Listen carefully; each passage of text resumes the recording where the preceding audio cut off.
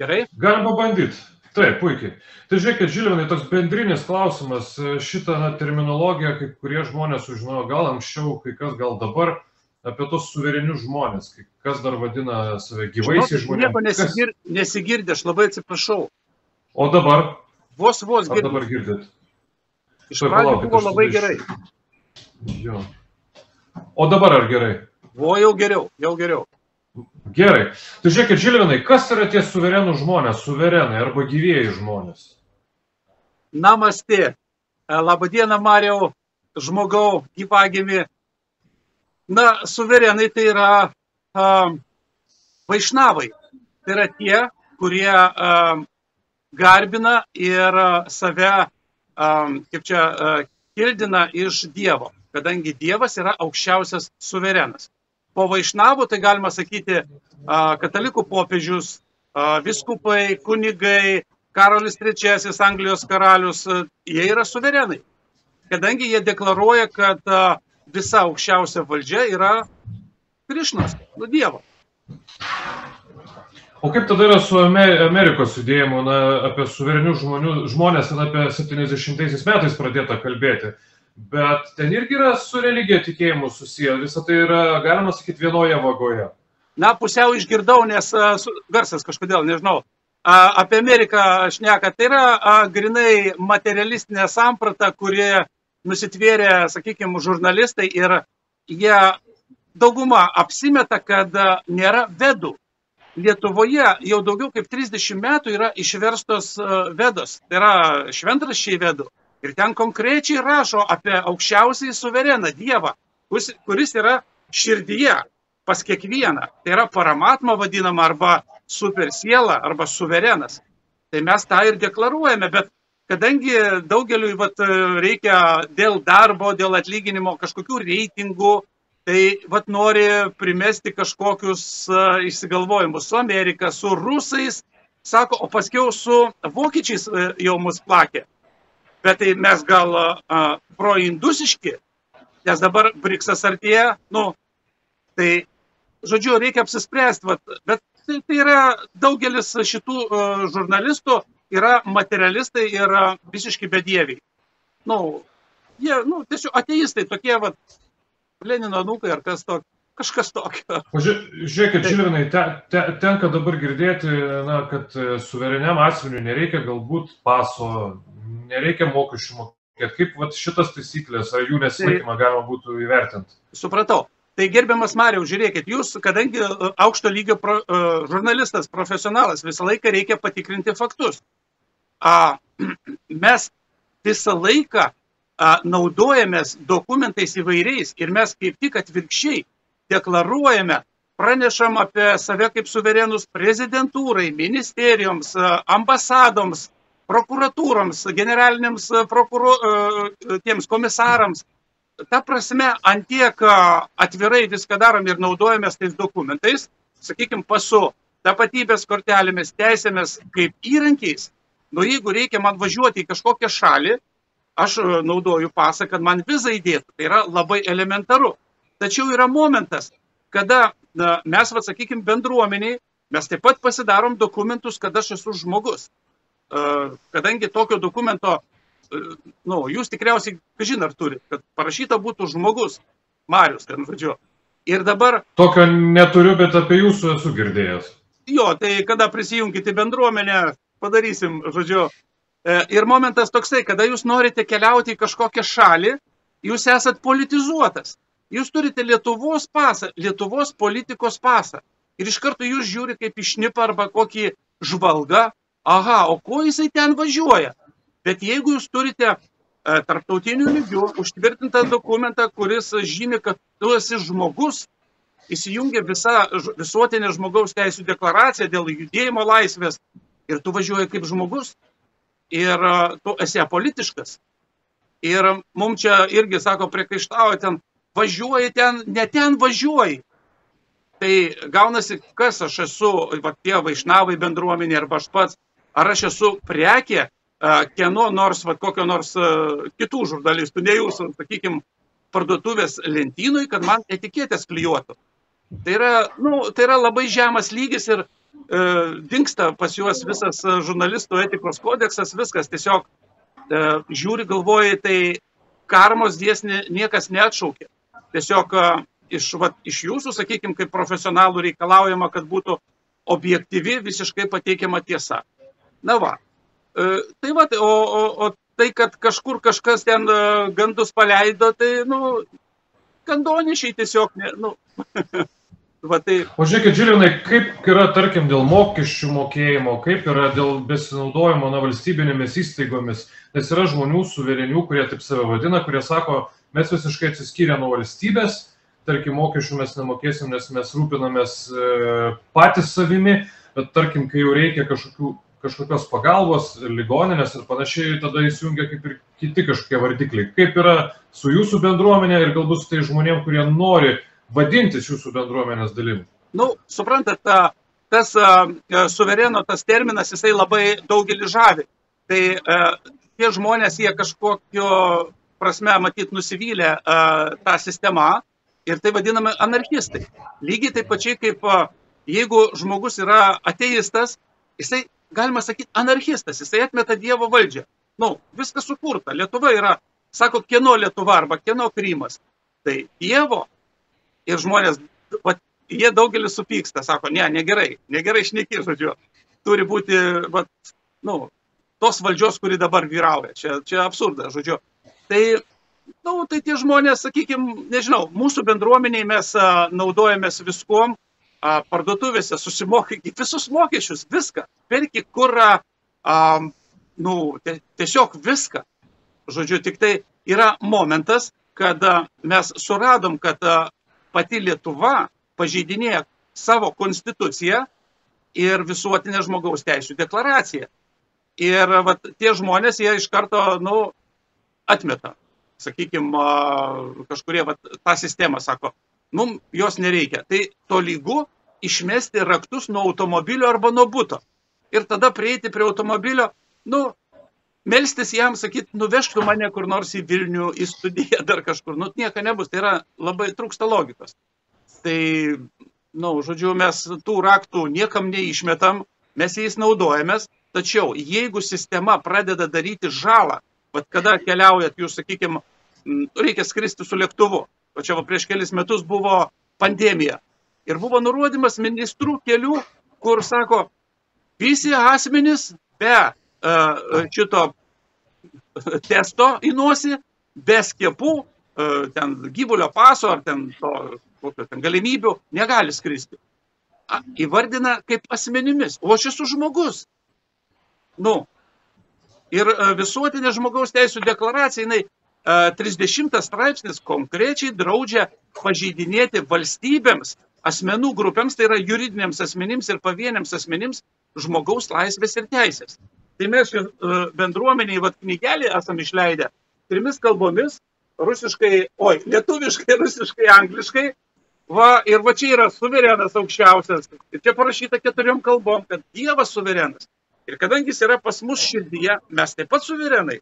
Ir kada aš su jumis pasisveikinau namaste, tai yra, aš pasisveikinau su Dievu, kuris yra jūsų širdyje. Jam pagarbą išreiškiau, paskiau sakau, labą dieną, ten Mariau. Kaip sakant, tai čia tas filosofinis lygis. Bet daugelis nori tokį, nežinau, alubarių lygį numesti, kad tu toksai, dar tu sektantas, kadangi nekrikščionis. Bet yra gal žmonių, kurie nori pasinaudoti, kaip sakant, nebūtinai jūsų idėjomis, bet, prisisekti prie savęs tą pavadinimą aš suverenas, man viskas galima ir tada naudotis tai žmonės, aš kaip suprantu, jūs laviruojat ir su valstybė, ir su savo įsitikinimais, ta prasme, jūs nedarot anarchistinės veiklos, bet yra žmonių, kurie nori tuo pasinaudoti galbūt. Kažin, ar tai verta įvardinti, kad pasinaudoti, žodžiu, nes, sakykime, žurnalistai tai labai naudojasi, nes religija yra Lietuvoje atskirta nuo valstybės. Bet, sakykime, prieš kurį laiką startą davė tam 15 minučių. Tokia žurnalistė. Aš nesutikau jai duoti interviu, žodžiu, viskas lyg tai buvo ir kaip pavarė, jūs ten ir sektantai, ir dar kažką, tokie visiškai nu, kad mes mokesčių nemokam arba tenai kažkokių, kaip čia, dokumentus gamina, kurie leidžia nesilaikyti įstatymų. Kažkokių klėdesių prišnekėjo. Ir dabar praėjo keli metai, tas atgarsis dar to pasinaudojimo religinė bendruomenė, kadangi jinai yra įstatymiškai praktiškai neapsaugota. Vat kas yra. Apsaugota tik tai abraomiškos kilmės religinės tradicijos. Katalikai sulindė į tas valstybės pripažintomis tradicinėmis, žodžiu. Jie ten finansavimus gauna, o visi kiti tokie net ne žmonės. Suprantat, paverčia, įvardina tokį žodį, ir mes iškasėm, iš kur tai kyla. Pasirodo, visa tas atsinešta iš 1986 metų KGB visokių represinių, veiksmų. Ten įrašyta, kratos orderiuose, ten draudžiama, ten literatūra, čia tokie sektantai. Ir paskiau tie prokurorai, konkrečiai Kęstutis Betingis, jisai buvo, kuris persekiojo vaišnavus sovietmečiu, jisai peršoko į Lietuvos Respubliką ir tapo prokuroru. Ir varo, ir toliau, žodžiu, tai čia gaunasi, naudojasi savo sistema, savo tais nedadarytais reikalais, arba kaip spragomis konstitucijos, suverčia savo problemą, žodžiu, religiniam bendruomenė. Čia tas pats gavosi dabar. Mes čia prisiklausėm tokių apie Vilčinskus. Tas Mindaugas Vilčinskas, jis niekur neminė, kad jisai suverenas. Ne, sako, čia ir paskiau išsiviniavo tas pasinaudojimas, kad dabar net Seimo nariai, tas Valinskas jaunesnysis, paskiau profesionalus Gašlūnas, žodžiu, dar ten jau teikia kokį tai pasiūlymą įstatymui, kad uždrausti religinės bendruomenės. Čia yra kas? Su to pačiu Mindaugu Vilčinsku, su Mindaugu Vilčinsku, aš taip suprantu, nesieja niekas. Ar jis buvo bendruomenės? Mes iš vis ne prie ko, kaip sakant, žmogus jisai savarankiškai. Mes kada pasiūlėm jam pagalbą, gal reikia kokios pagalbos, paskambinu, kai jam vaikus atėmė. Jisai sako, mes einam, sako, savo keliu, jūs eikit savo. Viskas, bet iš kitos pusės šita reklama, kurią daro žiniasklaida mums, jinai, irgi superinė. Superinė, labai džiaugiamės. Nėra blogos reklamos, kaip sakoma, ar ne? Taip, nėra. Žilvinai, trumpai apie jūs. Kada jūs, nežinau, ar tapote vaišnavo, ar jūs sudomėjo šitas judėjimas, bendruomenės, tikėjimas, čia viską galima turbūt sudėti. Kada jūs supratote, kad tai jūsų kelias? Prieš tai matyt, gyvenot paprastą gyvenimą, darbavotės. Ir jis tik kažkada patraukė jūs. O, čia gilę temą užkabinot. Jeigu taip trumpai sudėliojant, tai viskas prasidėjo, kai aš buvau kokioj 5 klasėje. Tai kokie 70 kažkelinti metai. Ir aš susirgau ir neėjau į mokyklą. O mokykla šalia, per kelią. Ir guliu kelintą dieną ir pamiršau duris užrakinti. Tėvai darbe. Ir ateina mano auklėtoja. Aš jos labai bijojau. Tai buvo gera mokytoja, žodžiu, bet matematikos, ir žiūriu priešais akis, mokytoja stovi. Ir jinai sako, gal aš tau galiu kom padėti, gal turi kažką paklausti. Ir aš kažkaip sakau, tamsta mokytoja, koks žmogaus gyvenimo tikslas? Jinai, kad išblyško, persigando, sako, Žilvinėlį, sako, viskas bus gerai, tu tik tai čia sveik viską, ir greit jinai susiviniavo ir dingo. Ir aš galvojau, o ką šitokio paklausiau, aš taip nelabai supratau. Ir tas klausimas man visą laiką domino. Ir praėjo daugybę metų, ten mokslai, kariuomenė, ten buvo visokie, apsiženijom su žmona, ir buvo 90 metai. Ir vaišnavai platino knygas vedų, ten Bhagavad Gita. Bhagavad Gita, jinai verčiasi kaip Viešpaties giesmė. Stora tokia knyga, prie universalinės, Kėdainiuose. Ir tokia eilė, žodžiu, prie staliuko. Ir aš kaip tik gavau atlyginimą, galvoju, deficitas, reikia nusipirkti. Matyt, kažkas labai gero, nes labai didelė eilė, žinai. Ir aš jau artėjau prie tos staliuko. Ir paskutinė knyga liko. Už mane dar žmonės stovi. Ir sakau, kiek kainuoja? Kažkaip kai pasakė sumą, žodžiu, buvo apie pusę mano atlyginimo. Nu, galvoju, taip, trūksta visą laiką tų pinigų, bet, prieš tai aš ją atsiverčiau ir pirmas sakinys buvo parašyta žmogaus gyvenimo tikslas. Ir man susijungė iš karto, aš to ieškojau, sakau, kiek kainuoja, ir tada, ir susimokėjau, žodžiu, ir, ir prasidėjo viskas, po biškį domėtis, ir mes tapom vegetarais, šeima, ir pradėjom ieškoti bendraminčių. Ir kažkas sako, žinai, sako, krišnaitai yra vegetarai. Sako, jie ten Kaune kažkokią šventyklą turi. Galvoju, geras, reikia, jeigu vegetarai, reikia bendraminčių susirasti, žodžiu. Ir nuvažiavom į Žinijos draugiją, ten buvo paskaitos kažkokios, labai patiko viskas, įdomu, ten apie karmą, reinkarnaciją, vaišės buvo.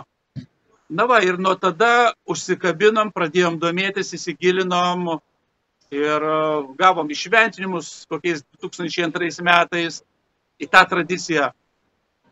Ar didelė bendruomenė pas jūs dabar? Dabar virš 1000 žmonių ir labai svarbus momentas vedų šitoj tradicijoje vaišnavų, kad pas mus nėra atskalūnų kažkokių arba atskilusių, kaip nori pateikti. Kadangi kiekvienas dvasininkas, tai yra brahmanas, jeigu jisai gauna išventinimą, tai reiškia, kad jisai pilnateisis atstovas ir jisai nešėjas šitos informacijos, šitos tradicijos. Jisai pilnai gali steigti bendruomenės, šventiklas, ašramus įvairius. Tai toks momentas. Dar norėjau paklausti, čia toj istorijų su Vilčinsku labai mistifikuotų, bent jau daugeliu buvo tokių jūros įstatymai, gyvas žmogus dingė 7 metus, tampa mirusiu.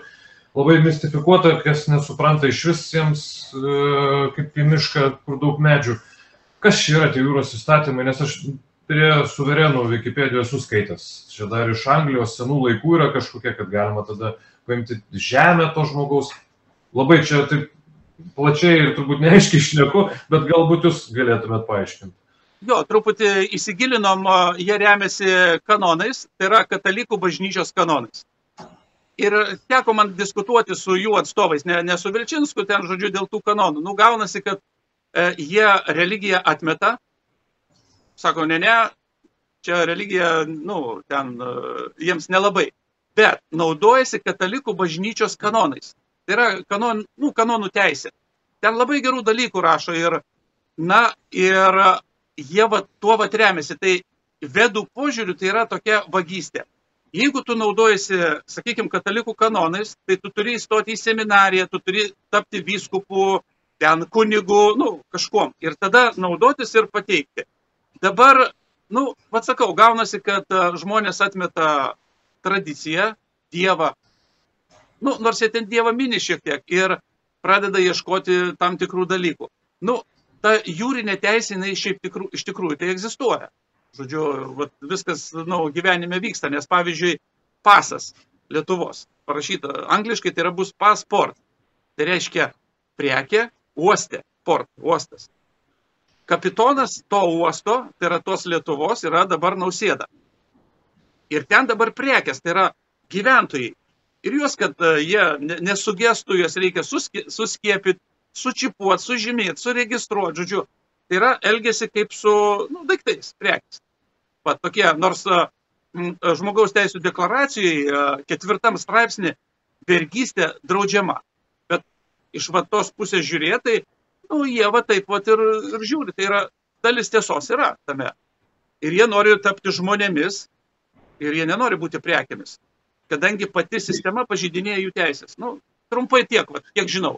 Tai iš dalies, vaišnavai, ar tai apie ką kalba Vilčinskas, negalima suplakti to į vieną, bet yra dalykų, kurie yra susisieję. Tarkim, nebūtinai dalykai, bet kai kurios idėjos, nuo kurios yra priimtinos jums, priimtinos jiems, ar ne, yra susiliečiančių tiesų. Matot, vedos pats žodis yra žinojimas, išsiverčia. Ir gaunasi taip, kad vedose konkrečiai rašo, kad tik tai gamintojas gali savo produktui padaryti dokumentą. Ta prasme, vat, jūs vat, su žmona, sakykime, sukūrėt vaikelį. Ir pati sistema, kuri atsiradusi visai nesenai, 92 metais, konstitucija priimta, sako, dabar tu vaiką tą mum atiduok ir mes padarysim jį prieke. Ta prasme, asmenių. Logikos nebėra. Tai čia eina iš švedų, tai jiems irgi tas susiveda, vat, ir kanonų ten ta teisė arba jūrinė teisė, nes gaunasi, kad jeigu gimė vat, jums arba man vaikas, tai aš metriką ir turiu padaryti.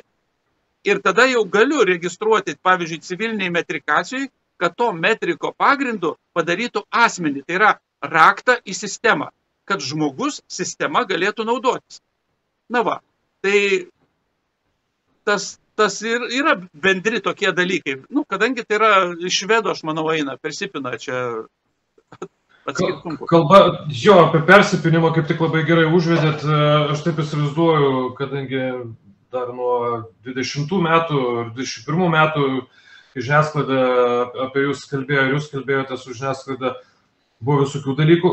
Tai dabar aš manau, kad yra visokių sąsajų arba bandymų padarytas sąsajas, tarkim, su Rusija ir panašiai, nes yra kalbančių, kad suverenai yra labai paveikus, tarkim, prie jų bando prisišlieti, jais pasinaudoti ir panašiai. Tai tarkim, su jūsų Gaudijos išnavais buvo kažkokių keistų žmonių, kurie staiga dabar prieš 1,5 metų atsirado, sako, Žilinai, norėtume matyti pas jūs, gal ir su mumis susitikim.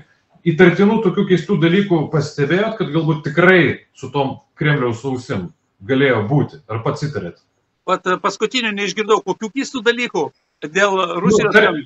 Taip, kad galvojat, čia gal ir koks agentas galėtų būti, aš iš dalies juokauju, bet iš dalies tame tiesos gal ir yra. Yra toksai momentas, kadangi daugelis žurnalistų yra visiškai ateistai, aš turiu informacijos tokios patikrintos, kurie patys sako, aš ne, jokiais dievais man nereikia, žodžiu. Jiems tada vis tiek reikia su kažkuom priplakti. Ir kaip pasakyti, sulyginti. Tai ir dabar, kada aš, pavyzdžiui, kartais yra tokia programa Četuruletka. Susijungia su įvairiom šalim. Ir kada skambini į Ukrainą, ten automatiškai, random būdu. Ir jie sako slava ir pradeda ten visokius slavas minėti. Aš sakau, slava Bogu, šlovė Dievui. Jie mane perjungia. Tai iš karto žurnalistai kokie, iš karto sakys, tai jisai matyt Rusiją palaiko. Kadangi rusiškai, bet Dievas, šlovė Dievui, tai koks skirtumas, ar tu Saulę pavadinsi Sonce, ar San, ar Saulė, tai yra tas pats. Tai aš manau, tai yra mažo išprusimo toks kontingentas, sakykime, noras ant labai pigių kažkokių dalykų priplakti. Lygiai taip kaip su Reichsburgeriais plakė. Tai Reicho piliečiai. Tai iš vis reiškia Reicho, tai yra karalystės piliečiai, reiškia jau jie nebesuverenai. Bet, sako, tiks, čia tau religinė bendruomenė, čia užplaksim jau. Žiūrim, tiesiog, be žodžio. Taip. Bet prisiplakelių prie jūsų ar buvo? Ne tai, kad jūs prie kažko bandytų pritraukti, bet mes nežiūrim, kas prie ko. Kartais priekaištavę sako, žinai, sako, suverenų kongresą sveikino Paleckis. Tas, kur kalėjime, žodžiu, dabar. Tai ką jisai ne žmogus? Religinė bendruomenė. Jeigu žmogus sėdėjo kalėjime ir skaitė vedų šventraščius, aš su juo bendravau tą temą. Bet jis pasirinko politiką. Tai ką, negali, jau tipo yra, nori kažkas pasakyti, kad yra kategorija žmonių, žemiau vergo, žemiau iš vis nieko.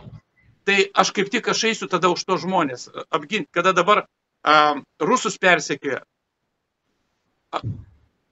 Akivaizdu, kad Vytauto didžiojo žmona, Ana Sviatoslavovna, buvo Rusė. Jo dukra Sofija, Maskvos carienė, jinai yra Ivano Ruščiojo senelė. Mes giminės, mes tie patys rusai. Tie rusai yra lietuviai, o lietuviai yra tie patys rusai. Tas pats R1 genas. Ir tie ukrainiečiai, ir tie baltarusiai. Bet ne, mus nori padaryti, sako, mes čia tokie, dabar atsitversim koncertinomis. Tai kur čia dabar plėtra? Kur bus didi ta Lietuva, kada įkiautą užsidarinėja.